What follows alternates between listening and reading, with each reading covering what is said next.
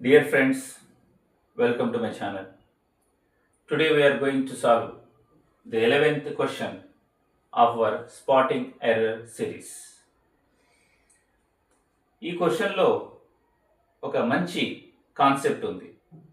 ఈ కాన్సెప్ట్ను ఎప్పుడైతే మనం అర్థం చేసుకుంటామో ఇలాంటి క్వశ్చన్స్ ఎన్నో కాంపిటేటివ్ ఎగ్జామ్స్లో అడుగుతుంటారు. అది చాలా ఈజీగా మనము సాల్వ్ చేయొచ్చు.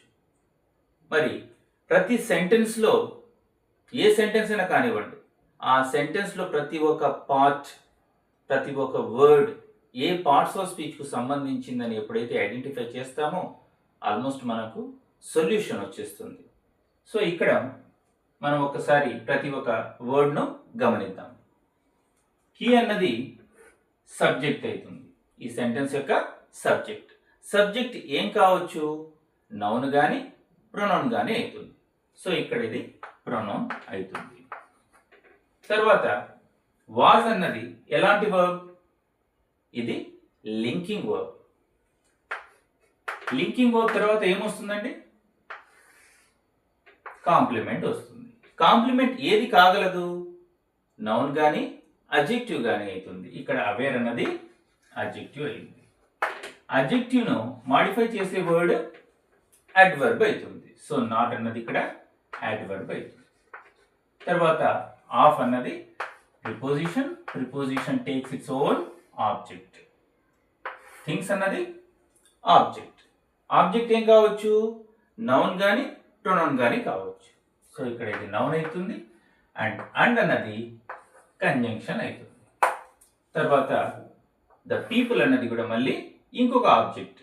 ఇది కూడా నౌన్ అయింది. ఇంతవరకు సెంటెన్స్లో ఎలాంటి ఇష్యూస్ లేవు. Everything is right. తర్వాత the most important concept of the day is who. Who అన్నది ఏంటి? Relative pronoun. ఈ రిలేటివ్ ప్రొనౌన్ ఏం చేస్తుంది? ఇక్కడ దీనికంటే ముందు వచ్చే ఆ పార్ట్ను ఏమంటాము? యాంటిసిడెంట్ అంటాము అన్నమాట. దీన్ని రిలేట్ చేస్తుంది. తర్వాత హ్యాడ్ ఏంటి? హ్యాడ్ చెప్పుకున్నాం మనం. Has, have, had. ఈ త్రీ వర్డ్స్ ఏం కావచ్చు? హెల్పింగ్ వర్బ్ అయినా కావచ్చు, మెయిన్ వర్బ్ అయినా కావచ్చు. ఎప్పుడైతే ఇది హెల్పింగ్ వర్బ్ లాగా ఉపయోగపడుతుందో దాని తర్వాత వచ్చే వర్బ్, మెయిన్ వర్బ్ ఏమవుతుంది? థర్డ్ ఫామ్లో వస్తుంది. మరి ఎలాంటి వర్బ్ ఇది? Transitive verb. ట్రాన్సిటివ్ వర్బ్ తర్వాత ఆబ్జెక్ట్ వస్తుంది. ఆబ్జెక్ట్ ఇక్కడ ప్రొనౌన్ లాగా యూజ్ చేస్తున్నాం. ఇవి పార్ట్స్ ఆఫ్ స్పీచ్.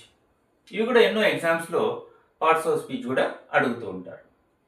ఇప్పుడు మనము రిలేటివ్ ప్రొనౌన్ వచ్చినప్పుడు ఏవేవి వాడాలి అన్నది కనుక్కుందాం. రిలేటివ్ ప్రొనౌన్ కంటే ముందు వచ్చే ఈ పార్ట్ని ఏమంటారండి? యాంటిసిడెంట్ అంటారు. మరి యాంటిసిడెంట్ వచ్చినప్పుడు పర్సన్ లాగా వస్తే హూ కానీ హూమ్ కానీ యూజ్ చేయాలి. సో పీపుల్ పర్సన్ కదా. చాలా మంది విద్యార్థులు పీపుల్ చూసి హూ కరెక్ట్ అని చెప్పి దీంట్లో ఎలాంటి ఎర్రర్ లేదు అనుకుంటారు. ఇక్కడ మనం జాగ్రత్తగా గమనించాల్సిన విషయం ఇంకొకటి ఉంది.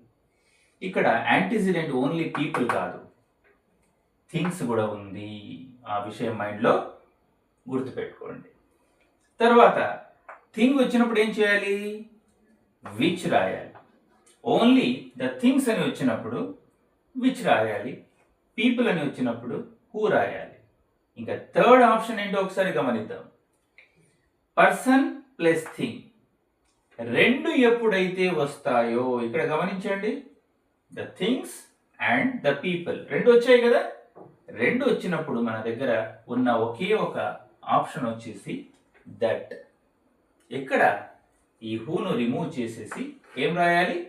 దట్ రాయాలి. ఇప్పుడు మన సెంటెన్స్ కరెక్ట్ అవుతుంది. He was not aware of the things and the people that had surrounded him. ఈ విధంగా సెంటెన్స్ను మనము ప్రతి ఒక్క వర్డ్ను అర్థం చేసుకుంటూ మనం ఆన్సర్ దగ్గరికి వెళ్ళాల్సిన అవసరం ఉంది. Hope you understand the concept.